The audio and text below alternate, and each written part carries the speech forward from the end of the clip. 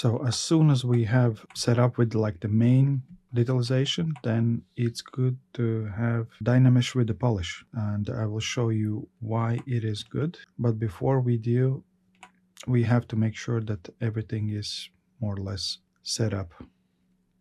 So let's just prepare the form. What I mean with the prepare the form, just make sure that each area of the hair is kind of like at least like conceptually clear.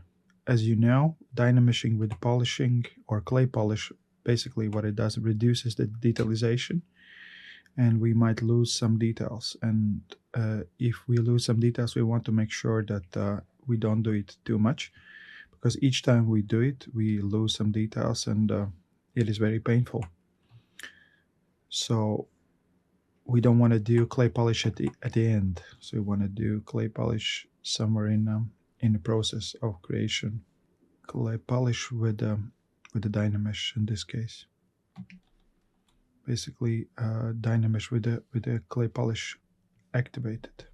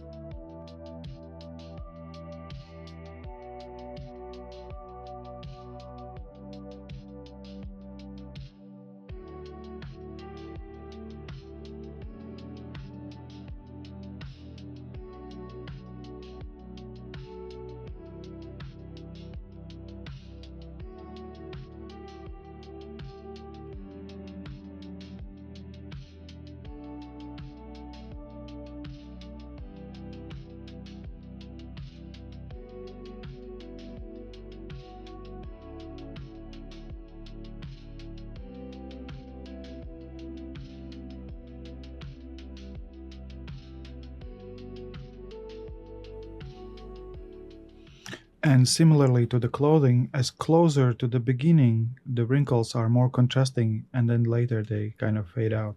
So basically, these are the busiest places. So we give more contrast to these places. Don't spread this contrast all over the shape, but just in the beginning.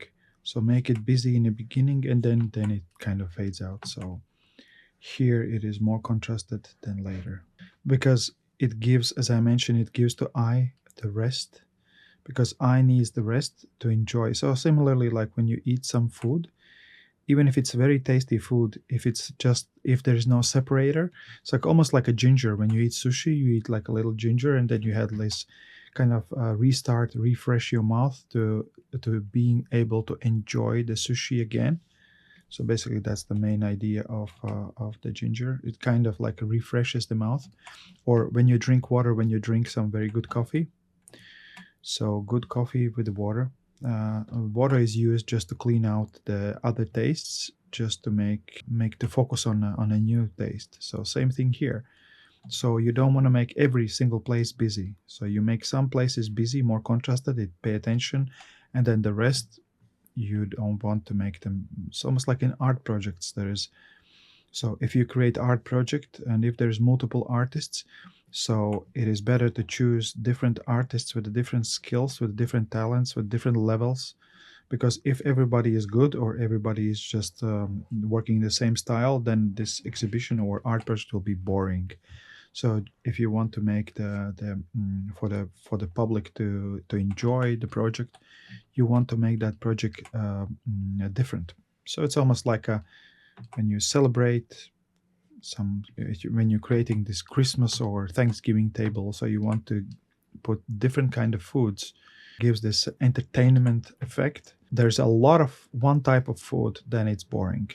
Same thing with the hair. So you want to make sure that it's interesting all the way, and then you make these places where the hair begins more busy, and then later you create some kind of rest for eye, and it's less busy. But of course, this piece zones you can create later, so you don't want to worry about in this stage, especially if you are planning to Dynamesh with the polish.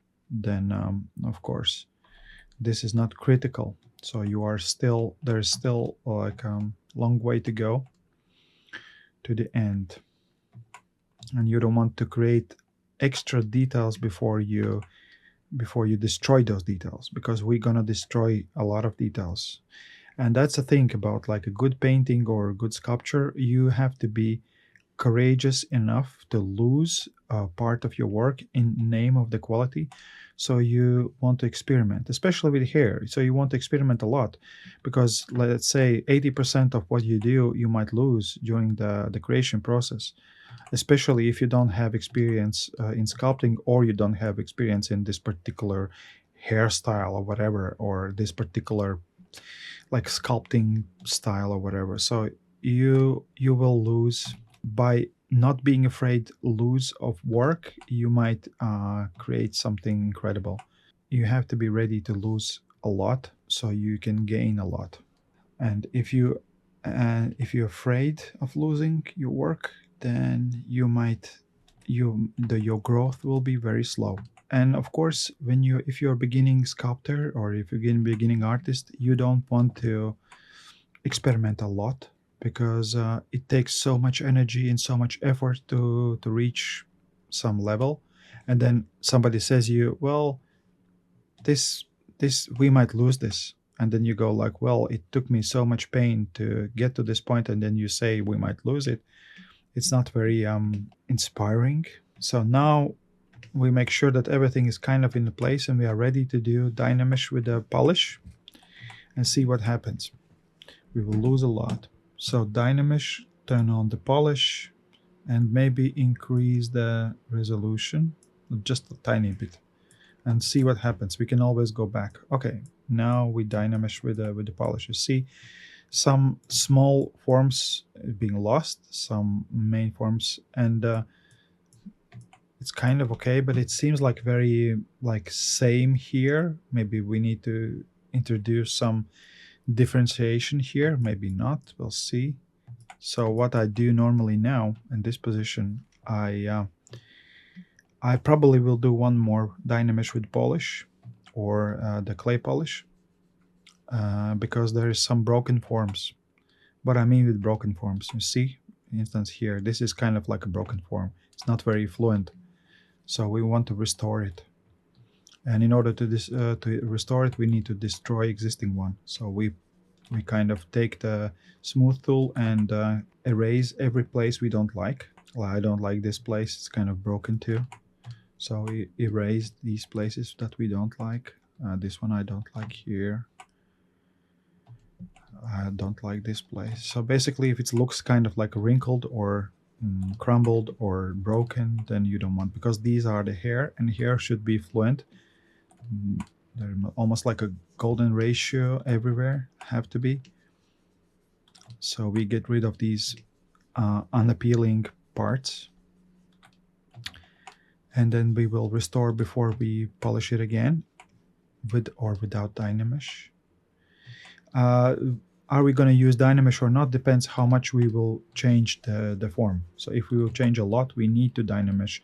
Otherwise, it's very hard to sculpt later, or just to, even decimation might be problem, because if you decimate very bad mesh, then it might become unusable. So we don't want to do that. So every place that we don't like, we erase. So that's what I meant with don't be afraid of losing stuff. And some of this stuff we gonna restore, and some of this stuff we're not going to restore. And it depends. It depends how much busy we want that particular place, because as I mentioned, we need to leave some place not busy, less busy, some places.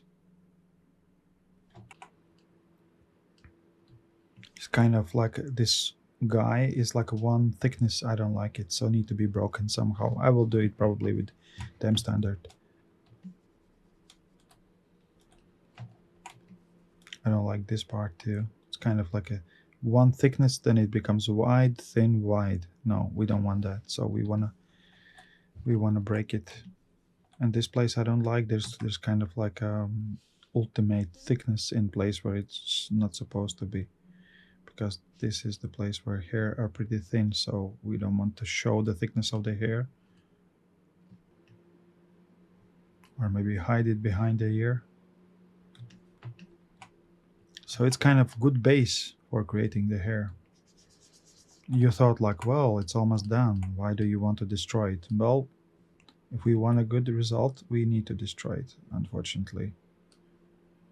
Need to be ready to destroy. It's not necessarily we need to destroy it, but we need to be ready to destroy. But at least we have some shadows from the previous hair, so it kind of give us directions. It give us the idea how it was before. So if you look at this plot, we can feel how it was before, but there's not anymore this wrong shape, because this wrong shape is much easier to create from scratch than to fix it. Okay, now we have good base.